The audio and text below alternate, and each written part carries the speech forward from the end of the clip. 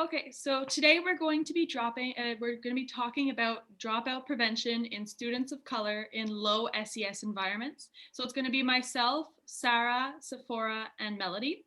So the first thing that we're going to be looking at is the theme. So we're focusing on a healthy adolescent development through dropout prevention. The focus is specifically on students of color from low socioeconomic environments.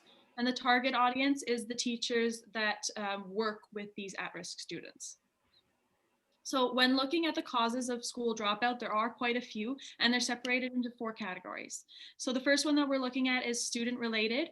And in this category, we'll most often see students with out of school responsibilities, like having a job or needing to look after a sibling or care for a sick family member. We're also seeing poor school attitudes, behavioral problems, peer relationships, poor peer relationships, low self-esteem, pregnancy, drug use, and addiction. In family related, the most common one is low parental or household income. And then we have dysfunctional home life, non-parental involvement, non-English or non-French speaking families, ineffective parenting or abuse, and high mobility. Community related, we're looking at a lack of community support services or response, high incidences of criminal activity, and a lack of school and community linkages. And finally, school related, we're looking at conflicts between home and school and culture, lack of adequate counseling, negative school climate, disregard for students' learning styles, and low expectation from the teachers. And the newest cause of dropout is the school disruption due to COVID closures. So when looking at the dropout rate data specifically related to these two students, if we look at the status dropout rate, it is the percentage of 16 to 24-year-olds who are not enrolled in school and have not earned a high school credential. So in the United States in 2018, the status dropout rate varied by race and ethnicity. So the lowest dropout rate we were seeing was in the white students at a 4.2%, and all the way up to the highest percentage in Indigenous students of 9.5%. So research has also shown that the dropout problem is concentrated in a subset of high schools across the country that predominantly serve students of color and low-income students. So these schools are commonly referred to as dropout factories because they tend to produce more dropouts than high school graduates. And finally, in the United States, every year we're seeing an average of 1.3 million high school students drop out. Okay, so the first strategy we will be presenting is one known to be the most precise predictor of a student's achievement in school, and that is family engagement. Therefore, an effective strategy for educators to reduce school dropout is to direct some efforts toward family involvement. So, research has shown that parents, family, or guardians of colored students in low SES are less likely to be engaged in their adolescent school life, which has a negative impact on these students' success. So, in fact, 68% of high school dropouts who took part in a study say their family got involved too late. So, secondly, another significant strategy is for educators to emphasize the importance of education. To begin, a central cause for dropout is disengagement and disinterest, making this a crucial strategy. It's also more likely for students of color in low SES to have parents without a high school diploma, and therefore they may not see its importance. So, methods to carry out this strategy include show all the jobs that require a high school diploma, display the statistics of high school dropouts, and discover the students' interests. So the benefits of emphasizing the importance of education is that it promotes personality development.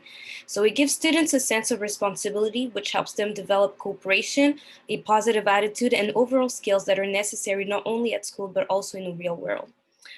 Emphasizing the importance of education helps them attain life goals. By learning the importance of education, students are able to have a positive outlook for the future and shape theirs accordingly. Finally, education is overall beneficial for society because it creates more employment opportunities, decreases crimes, and empowers the individual.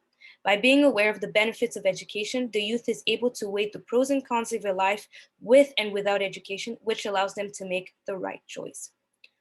The third strategy that is somewhat obvious but often overlooked at is after-school programs.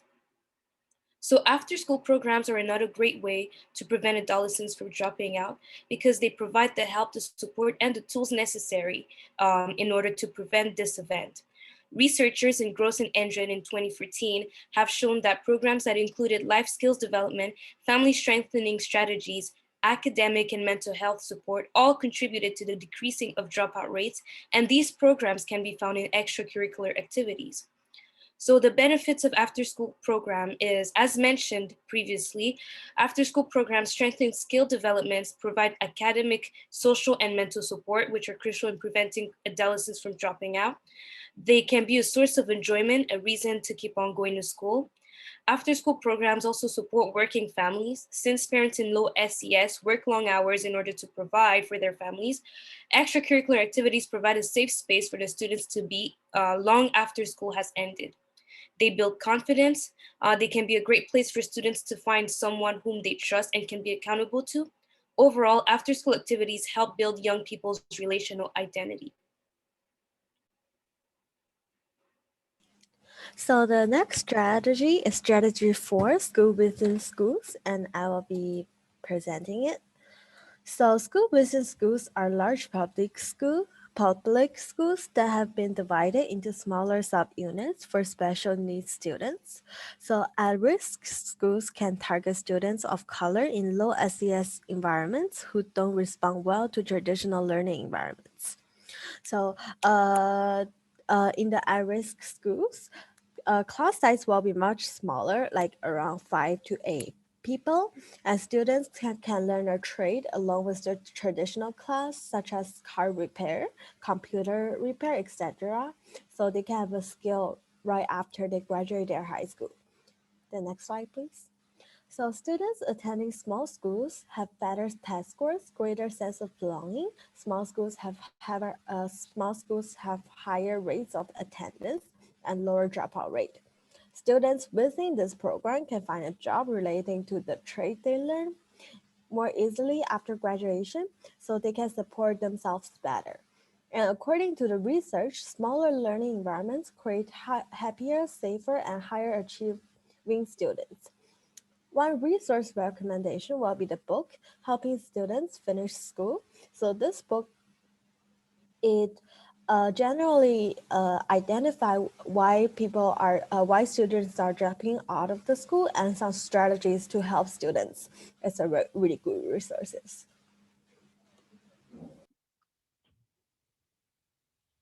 So the final strategy that we're going to be looking at is school community collaboration. So we've often heard the phrase, it takes a village to raise a child. Well, there's also the phrase, our future depends on their education. So the focus of school community collaboration is on the power of an engaged and responsive community where everyone is accountable for the quality of education. So this results in a caring and collaborative environment where youth can thrive and achieve. So critical elements of this type of collaboration rely on effective, ongoing, and multidimensional communication so that dropout prevention is a community-wide and ongoing effort. So students of color in low SES environments will tend to feel secluded or even rejected from school life by peers and teachers. So school community collaboration has shown to boost their self-esteem and develop a sense of belonging and pride in these students. Students no longer feel as though they are struggling alone without a single person to care about them or their educational success. Instead, the community becomes invested in this success and they will help out whenever or however they can. So this type of collaboration also meets all of the students' needs, be it social, economic, family, as well as academic needs. So I just briefly want to take a look at the specific program because it has so much valuable information and success for Canada, and also it has been implemented in Quebec. So this program is called Pathways to Education. Their goal is to provide youth from low-income communities with the resources that they need to graduate from high school and break the cycle of poverty. So how it started in 1999, Carol Acker began to observe the rapid deterioration of Regent Park community in Ontario. And the community's high school dropout rate was 56%, which was twice the average of the city of Toronto. And it went to as high as 70% in children of single parents or immigrant families. So after listening to the youth community, their parents, the staff, the local agencies, and the schools themselves. Pathway to Education program was created to provide students in Regent Park with the academic, financial, social, and one-on-one support that they need to overcome the barriers for high school graduation. So in September 2001, Pathways to Education welcomed its first cohort of grade 9 students. 5 years later, the results were groundbreaking. So we're seeing a dropout rate that had decreased by more than 70%, and post-secondary attendance had increased by more than 300%. So finally, the impact that they've had. So Pathway students, there's 71% of Pathway graduates that transition to post-secondary education or training. Pathway program increases employment rate of graduates by 14% compared to their peers. It has proven to increase graduation rates to an average of 85%. And finally, the graduation from high school increases their life earnings, which helps break the cycle of generational poverty. All right, so the benefits of these strategies on healthy adolescent development. So without these strategy means an unchanging or increased dropout rate, and those students become more likely to experience the following. So vulnerability, poor health, identity issues, poverty and lower paying jobs, feeling disconnected from their peers, and they're actually more likely to end up in jail, with a statistic of 52.1% of African American males in prison are high school dropouts. So the benefits of these strategies are stronger and stable relationships with the people around them, specific to strategy 1, increased self-esteem, confidence, and accomplishment, specific to strategy 1 as well, a safe environment for the developing adolescents, which is just a general strategy, a general benefit. Students will have better test scores, greater sense of belonging. Small schools have higher rates of attendance and lower dropout rate, specific to strategy 4. And increased stability in everyday life, which is specific to strategy 5. So here are some of our resources, and thank you for listening.